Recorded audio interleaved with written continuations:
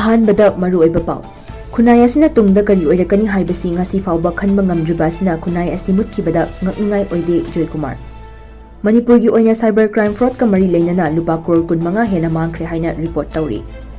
ꯅꯥ ꯇꯥꯗꯕ ꯑꯃꯗꯤ ꯂꯣꯟ ꯊꯣꯛꯇꯕ ꯃꯤꯑꯣꯏꯁꯤꯡꯒ ꯄꯥꯎ ꯐꯥꯎꯅꯕ ꯌꯥꯅꯕ ꯂꯣꯟꯐꯥꯎ ꯀꯧꯕ ꯃꯣꯕꯥꯏꯜ ꯑꯦꯄ꯭ꯂꯤꯀꯦꯁꯟ ꯑꯃ ꯂꯣꯟꯆ ꯇꯧꯈ꯭ꯔꯦ ꯄꯣꯠꯆꯩ ꯄꯨꯁꯤꯜꯂꯛꯄ ꯒꯥꯔꯤ 100 ꯏꯝꯐꯥꯜ ꯆꯪꯂꯛꯈ꯭रे ꯂꯩꯉꯥꯛꯅ ꯃꯤꯗ ꯗꯦ ꯃꯤꯜ ꯋꯥꯔꯀꯔꯁꯤꯡꯒꯤ ꯊꯥ 18 ꯆꯨꯞꯅ ꯈꯨꯠꯁꯨꯃꯜ ꯄꯤꯕꯤꯗꯨꯅ ꯑꯣꯠꯇꯨꯅ ꯊꯝꯂꯤꯕ ꯑꯁꯤ ꯇꯣꯛꯀꯗꯕꯅꯤ ꯈꯦꯇ꯭ꯔꯤꯃꯌꯨꯝ ꯁꯥꯟꯇ ꯃꯁꯥꯃꯛꯀꯤ ꯅꯨꯄꯤ ꯍꯥꯠꯈꯤꯕꯅꯤ ꯍꯥꯏꯕ ꯑꯥꯔꯃꯤ ꯑꯣꯐꯤꯁꯔ ꯑꯃ ꯄꯨꯂꯤꯁꯅ ꯐꯥꯔꯦ ꯏꯝꯐꯥꯜ ꯖꯤꯔꯤꯕꯥꯝ ꯂꯝꯕꯤ ꯊꯤꯡꯕ ꯑꯁꯤ ꯃꯔꯤ ꯂꯩꯅꯕ ꯑꯣꯊꯣꯔꯤꯇꯤꯅ ꯑꯊꯨꯕꯗ ꯃꯤꯠꯌꯦꯡ ꯆꯪꯕꯤꯌꯨ ꯃꯤꯔꯥꯕꯥꯏ ꯃꯁꯥꯃꯛꯀꯤ ꯅꯨꯄꯤ ꯍꯥꯠꯈꯤꯕꯅꯤ ꯍꯥꯏꯕ ꯑꯥꯔꯃꯤ ꯑꯣꯐꯤꯁꯔ ꯑꯃ ꯄꯨꯂꯤꯁꯅ ꯐꯥꯈ꯭रे आर्मी ऑफिसर अमना महाकी नुपीबु हाटख्रे मिहात अदुगा मरी लेनना आर्मी ऑफिसर अदु मसागी मराल याजखिबगा लोइनना पुलिसना फागतखिबगा लोइनना वाहंग पाहंग चथबा हौख्रे हाइरिबा थौदोक असि मणिपुरगा युमथंगनरिबा असमगी गोलपारा डिस्ट्रिक्ट नगारांग अयुक थोखिबनि मिहात असिगी मतांगदा पुलिस की पाउन हाई मपुरोइबना मिनुंगसि लेतना हाटपिख्रबा नुपी अदुगी ममिंग सालेम बेगम कौई महाकी असिबा हक्चांग ngarang अयुक गोलपारादा कार अमगी मनुंगदगी फंखिबनि असिबा हक्चांग फंखिबा कार अदुगी रजिस्ट्रेशन नंबर AS01FT 9384 नि हाइरि थौदोक अदुगा मरी लेनना पुलिसना मखाताना थिजिनबगी थबक चथबदा लेखिद्रबी सलेम बेगम मपुरोइबा आर्मी ऑफिसर ओइबा खैरुल इस्लाम फागतखिबगा लोइनना वाहंग पाहंग चथबदा मिहात अदु महांगना इमुंग मनुंगी खतनबगा मरी लेनना चथखिबनि हाइबा खंगबगमले हाइरि पावसना मखातारिबदी लेखिद्रबी सलेम बेगम महाकी मपुरोइबा खैरुल इस्लामना अनिसुबा ओइना लौबु नुपीनि खैरुल इस्लामना नगाउंदगी अतोपा नुपी अमगा नौना मरी लेनरकपदा सलेम बेगमना अयतपा पीबा अमदी कार अमा लैबगा मरी लेनना मखोय अनिगी मरक्ता नुंगाइनदबा लेखि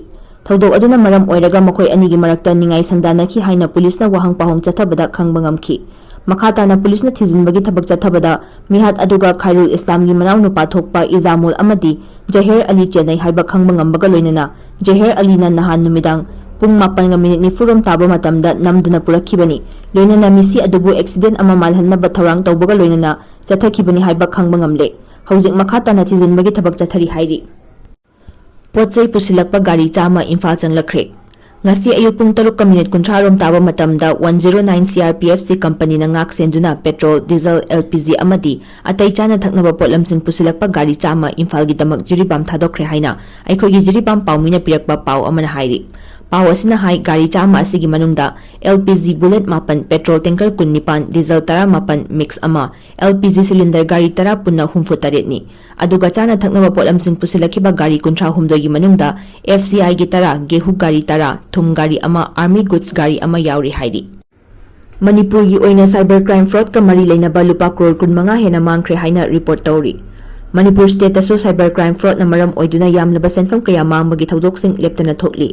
cyber crime police station Manipur ना हौजिक फावबदा स्टेट असिदा इंग्लिश नि कुनमरी सही असि खक्तदा पुन्ना लुपा करोड़ 15 लाख 95 लिसिंग 130 मांगखिबगी रिपोर्ट तौरी मिनिस्ट्री ऑफ होम अफेयर्स की रिपोर्ट मतुंग इना मणिपुर की मियामना साइबर क्राइम फ्रॉड का मरी लेनना इंग्लिश नि कुनहुमदोइदा कंप्लेंट केस 138 फाइल तौरक्तुना सेल ओइना लुपा लाख 138.3 अदुगा प्रॉपर्टी ओइना लुपा लाख 63.93 नि हाइरि ऑफिशियल ओइबा पावी मतुंग इना यामना कॉमन ओइबा साइबर क्राइम सिंगी मनुंगदा mobile phones computer auto telling machine phishing malware अमसुंग आइडेंटिटी थेफ्ट केस सिंगनी हिरामसिगा मरी लेनना Manipur government state cyber crime reporting portal launch तौदुना इशूसिंग असि थिंगनबा कन्ना होटनरी हाइरि मणिपुर की ओइना यामना कॉमन ओइबा साइबर क्राइम फ्रॉड केसिंग असि मिचम मियामबो सोशल मीडिया प्लेटफॉर्म सिंगदा मखोइगी मोबाइल फोन सिंगी खुथांगदा डिफ्रॉडिंग अमसुंग ब्लैकमेलिंग बैंक अमसुंग एटीएम सिंगी डिटेल लौरबा मतुंगदा चथै अदुगा साइबर क्राइम फ्रॉड असिगी विक्टिम ओइरिबा मियोय अयाम्बा इनकम नेम्बा मियोय सिंगी नोमगी खुचुमल अमदी सेविंग सिंग चाउथोकनबा होटनबदा विक्टिम ओइखिबा सिंगना अयाम्बानी हाइरि हिरामसिगा मरी लेनना cyber crime police station Manipur ना मिचम मियामदा मखोइना सिजिनारिबा डिजिटल गैजेट सिंग अमदी बैंकिंग ऐप सिंग दा स्ट्रांग पासवर्ड सिंग थंबा अमसुंग स्टेट गवर्नमेंट ना पीबा साइबर क्रिमिनल अवेयरनेस सिंग सरुक याबना साइबर क्राइम फ्रॉड की विक्टिम ओइबदगी ngakthokpa ngamgani hairi खुनाई असिना तुंगदा करी ओइरकनी हाइबसि ngasi फावबा खनबा ngamdriba asina खुनाई asi mutkibada ngakningai oide joykumar ngasigi amadi haukiba khanglaba manipuri khunai asina aikhoi tungda kari oigidari haibasi hauji fawba khanba ngamdriba asina tungda khunai asi mutkibada ngakningai oide haina saknaireba historian professor Naurem Joykumar na phongdokre wafam masi ngasi Justice Committee on Anglo Manipuri War 1891 Martyrs and Freedom Fighters of Kangleipak Manipur na sinduna Remembrance Day on Attack on Kangla and Floral Tribute to Exile Freedom Fighter gi thoram ama Bir Tikendrojit Park ta pangthokhiba aduga mari leinana phongdokhibani. Professor Naurem Joy Kumar na haikibada ngasigi mirol asina lamdam asida thokiba chahi taret khuntakpagi thodok kumza 1891 gi Anglo Manipuri War kari maram gi thokibano haiba mayek sengna khanglabani.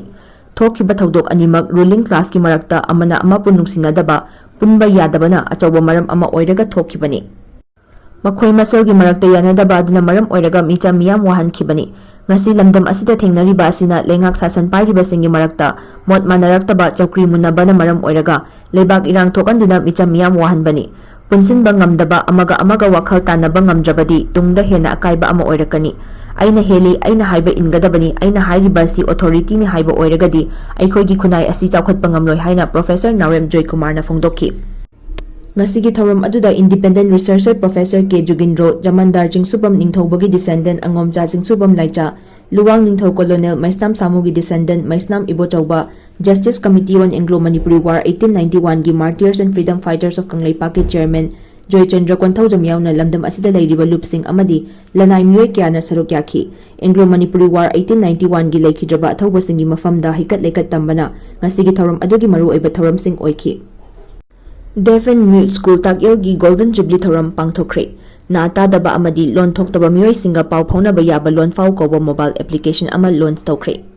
Takil da leiba Government Deaf and Mute School gi chahi yangkhai mapung pharapagi Golden Jubilee Celebration ngasi pangthokhibaga loinana na tadaba amadi lon thoktaba Deaf and Mute oiraba miyoi singa sign language khangdaba miyoi singa araiba maongda interpreter amagi matingna pau phaunaba yaba lon fau koba mobile application amasu launch tawkre. Government Deaf and Mute School gi campus ta pangthokhiba school adugi mahiroi singna mai bijagoi thangta traditional fashion show utkhibaga loinana kunai asina amadi mama mapa oiba singna wangangba amadi na ta draba mahiroi singbu na thaiduna amadi hanthana thambiba amasung makoina thingnariba khudongcha daba singi wari da yumfam oiduna mahiroi singna sanakhiba mime play na thoram adugi saruk yakhiba miyamgi pukning sumhatkhi. Manipur lenga ki DIPR amadi mohot ki director ngangom utam social welfare ki director Anjali Chongtham joint director Jiteswar Kaisam amadi Siza Hospital ki Dr. Wahengbam Ibo Chawbana mithung lensing oina saruk yaduna pangthokhiba thoram aduda school adugi hanagi oza singda achamba khudol tamduna ikai khumnaba utkhi. Loinana HSLC exam da mark wangna fangduna mai paklakraba amadi tongan ba sana khotnabagi competition kayada mana lawrakraba school adugi mahiroi singda certificate amadi achamba khudol piduna pungning thogatkhi. Ngasi launch tawkiba lonfau application adugi matangda social welfare ki director Anjali Chongtham na phongdokhibada lonfau application asi social welfare department na puthokpani. Masigi mating na nata draba amadi lon thoktaba oiriba miyoi singna sign language khangdaba atopa miyoi singa pau phaunaba ngamhallagani. Lon thoktaba amadi nata daba oiriba miyoi singna thabak thoram kayada pau phaunadabana awaba kaya mayok naramba adu application asigi mating na kokhanba ngamlagani. Loinana pau phaunaba matamda application asigi mating na interpreter ama sijinaduna line na pau phaunaba ngamhallagani amadi application asigi damak interpreter sing pungkun mari thabak tawgani haina so phongdokhi. Ngasi launch tawriba lonfau application asi Android ki oina Play Store da phangba hokre amadi iOS ki oina su athuba matamda phanghalagani hairi. Imphal Jiribam lambi thingba si mari leinabo authority na athubada meeting changbiu Mirabai. Patsoi Kendra gi hanagi MLA AK Mirabai na Hatkhre National Highway number 37 Imphal Jiribam lambi thingliba si mari leinabo authority na athubada meeting changbiduna yanaba ama pubirau ngamloidaba oiragana miyamda nakhai sengna haibiro. Tabung khokta leiba mahaki mayumda ngasi pangthokhiba paugi mifam amada wafam asi phongdokladuna mahakna hai Imphal West District ki Patsoi Lamsang Sagolban amadi Konthauzam asi fawraga chatpada natana Manipur gi pukchak lambi amasu oiriba Imphal Jiribam lambi asi matamga chunaba maongda road expansion tawribani haiduna chahi kaya construction chathaduna lakli. Chawkhat tharangi thabak paikhatlakpa si yamna phai athingba amata leite adubu lambi asida chathariba thabak subagi maong asidi maike asomgi miyamna penadre.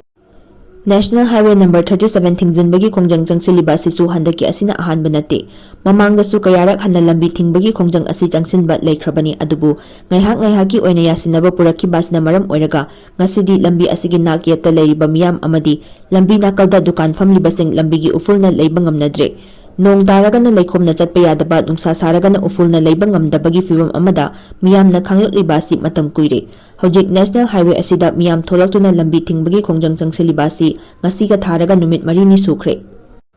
Khongjang changsilakliba asi ngasiga thana numit marini suraba fauba lamdam asi mapu pandabagum kanana su hanna yengsinbidana leiriba asi yamna laibak thibani. President rule leirabasu state ki machinery singda miyamgi mihut singna taksinbiba yai. Miyamna kham thengna wanaraba matam asida miyamgi mihut singna tumina yengduna leithokpa asi mihut ama oibagi lichat natte. Mihut ama oibagi tawpham thokpa thabak phauba tawba ngamdrabadi fam konduna leibiranu fam thadokpiro haina mahakna makha takhi.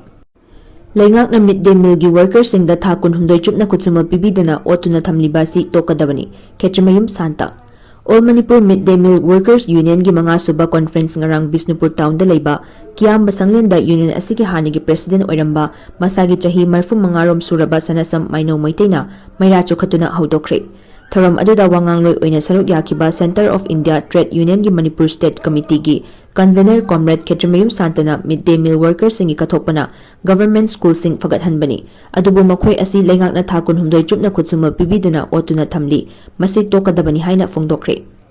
Conference asi Manipurda hauzik sahi anirom chatharakliba ethnic violence asigi victim oina kukizo khulai paibasingi makutta jiribamda minungsi khangtana tamthina hatokpikhrabi Madhupur LP School gi midday meal worker oina mathau masa khangna thabak tawrambi Yumlembam Rani Devi da ikai khumnaba utuna mahaki mingda Yumlembam Rani Devi haina ngaihaki oina ming thonduna pangthokhi. Conference ki ahoba thoramda Manipurda thokliba ethnic violence da leikidraba midday meal worker oirambi Yumlembam Rani Devi amasung atai leikidraba singi mafamda ikai khumnaba utpa warep lawbaga loinana minute ani tumina leptuna awaba phongdokhi haina All Manipur Midday Meal Workers Union Pauna Bazar Nambul Mapal Imphal gi Joint Secretary Athokpam Anglembana Press ta thadorakpa Cherol Amana hairi.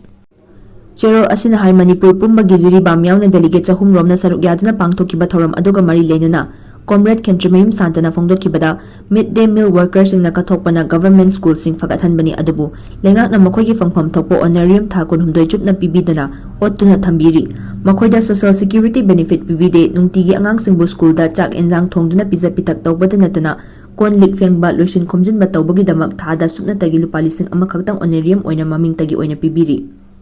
Conference aduda cook singi pithoktana thamliba thakun humdoi honorarium pithoku thada lupa lising kuntaruk honorarium oina piu social security benefit sing fanghalu midday meal gi workers singbu regular worker oihelu thabak lauthokpa yaroi lauthokhiba singbu amuk hingathalu chakthong sang matamga chunaba maongda saw midday meal scheme privatization oiba yaroi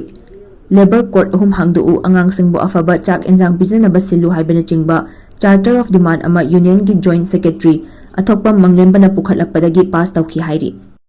Conference asida union gi president Maibam Jamuna hanagi president Sanabam Maino Manipur Lawmi Marup ki secretary Sarat Salam All Manipur Democratic Women's Association gi secretary Ayekpum Asalata Devi union gi luchingba Thaunauzum Hema amasung Chirom Lokendra na chingmana thoram adugi presidium members sing oina saruk yaki. Loinana mga suba conference asina mathang term chahi ahum gi thaupunaba member kunthamathoi leiba committee ama khankhibaga loinana amuk hana Maibam Jamuna Devi buna president Rambam Thoichanuna secretary Kangjam Ibecha Devi na advisor Thangjam Roma amasung Nongthombam Aruna ani buna vice president sing Athokpam Manglemba amasung Takhelambam Subasini Devi ani buna joint secretary sing Laishram Sandhyarani Thaunauzam Sobita Laishram Latari Chongtham Premila amasung Thaunauzam Hema buna secretariat member oina khankhi hairi.